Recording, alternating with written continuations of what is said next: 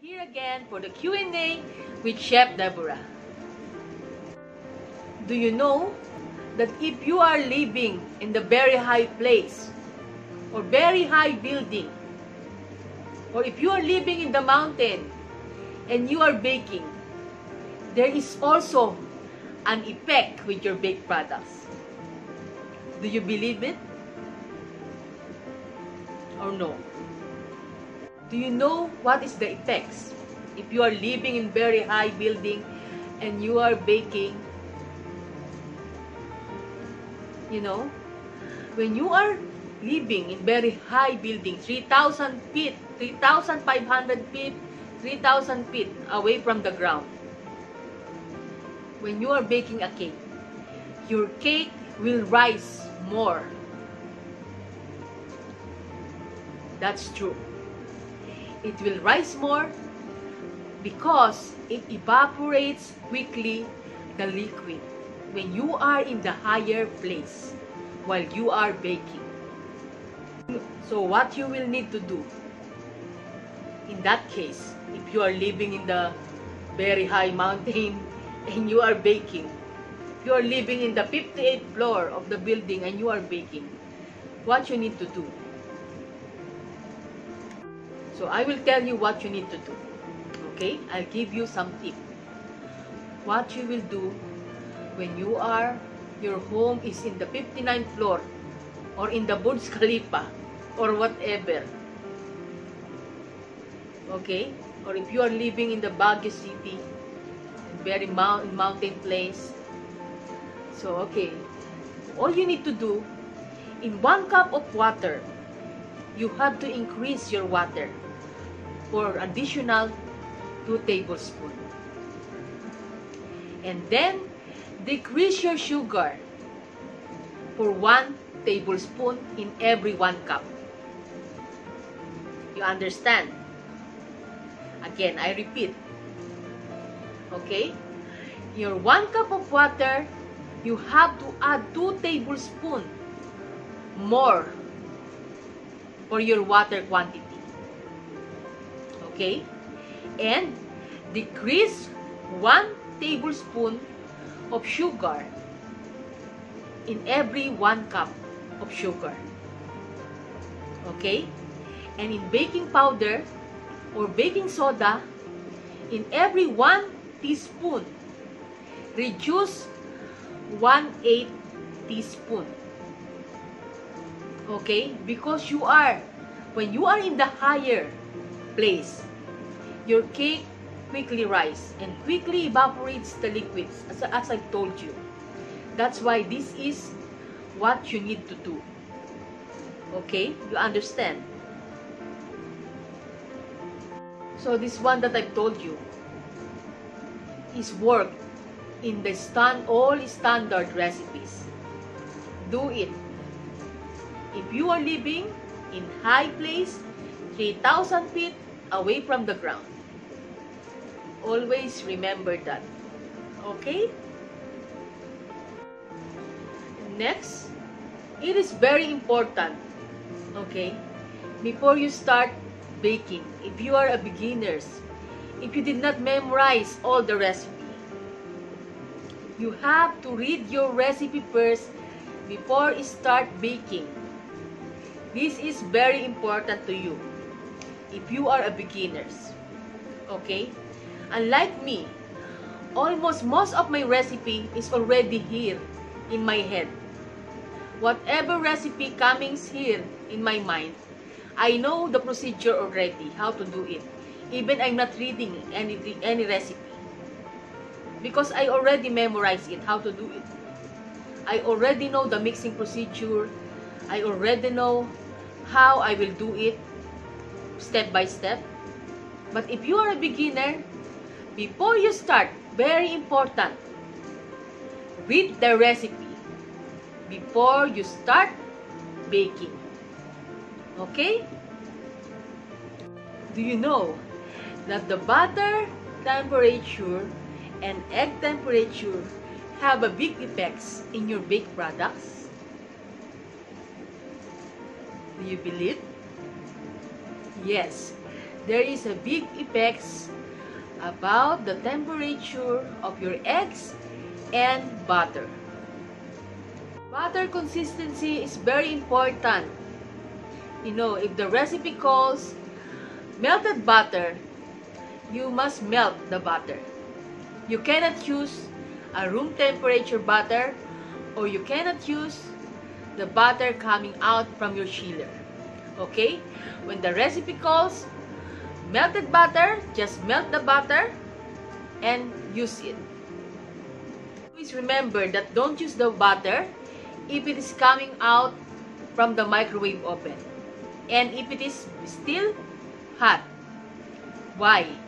Because when you are using a hot butter and you pour it in your mixture or cake mixture, there is a possibility that the eggs in your butter or cake mixture will be cooked.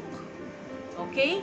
So always remember, let it cool down first before using the melted butter. Okay? In baking a pie, scones, or any other biscuits, the recipe calls that the butter must be chilled when you are using. Why? Because it gives a flaky texture for the pie crust. Always remember that. Don't use a melted butter or soft butter when you are making a pie. Remember that, okay? When the recipe calls a softened butter, if your butter is coming out from the freezer or chiller, you have to defrost it first at room temperature for about 1 hour before using. Okay? So that it will call soft butter. Because if you use it coming out from the chiller and it's hard, you cannot use it. Because there is a different effects in your cake products. Okay? You must leave it for 1 hour at room temperature and then start using it. You need to use the butter and eggs which is at room temperature. Why? You know why? Because a butter and eggs within the room temperature, it creates uniform texture to your baked products. Always remember that. Put in your mind, don't use a cold eggs and cold butter when you are baking unless cold butter is requires or calls in the recipe. Always use at room temperature butter and room temperature eggs. Okay?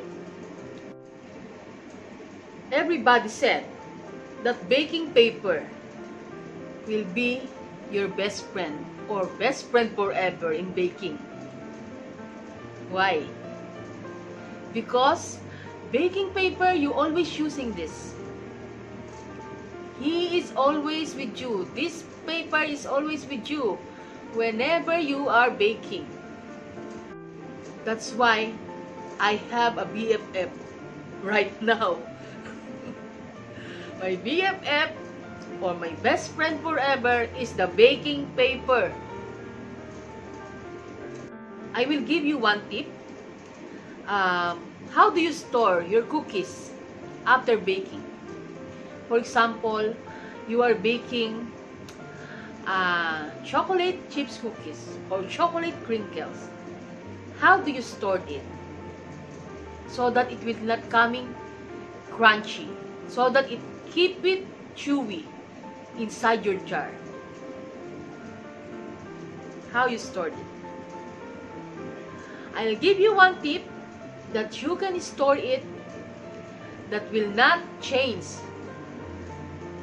the texture of your cookies. How? In one jar, okay? In one jar, put one soft bread. Cut one soft bread. For example, sliced bread. You cut sliced bread, put it inside the jar with your cookies. Why? Why we need to do this? Because the cookies absorbs the moisture from the bread. Okay? And that's why it will stays as soft and chewy, not become hard, your cookies. Do it in your home. And you know, after that, you know, your bread will becoming hard because all the moisture absorbed by the cookies.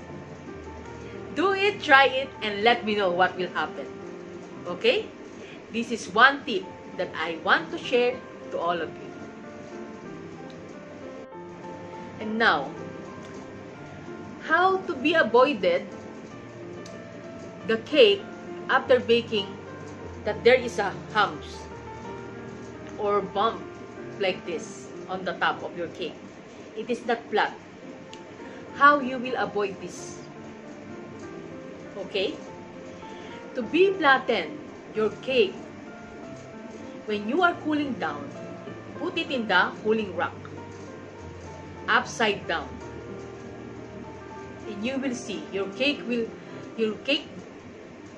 humps or bump will be flattened if you are cooling your cake upside down. Try it. Okay?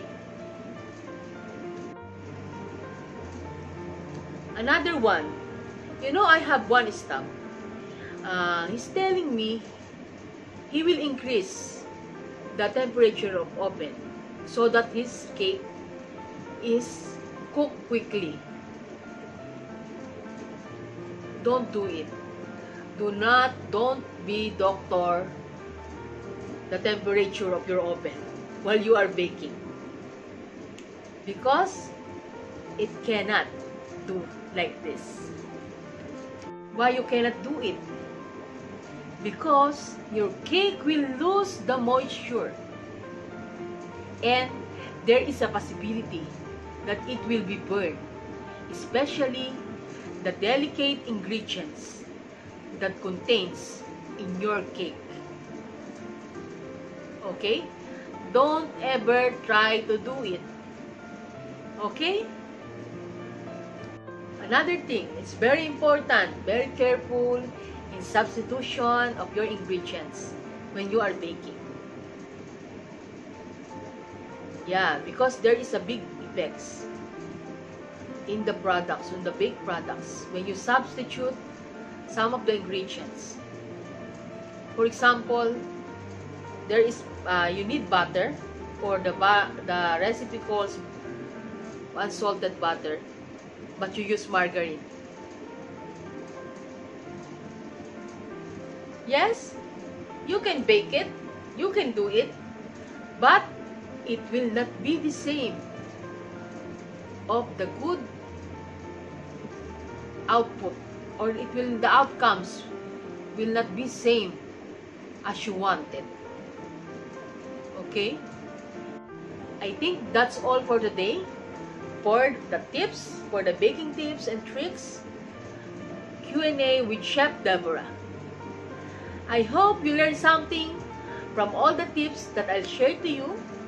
Until next time, and thank you for watching. Subscribe to my YouTube channel and follow me in Instagram and Facebook page. Thank you so much, and have a good day.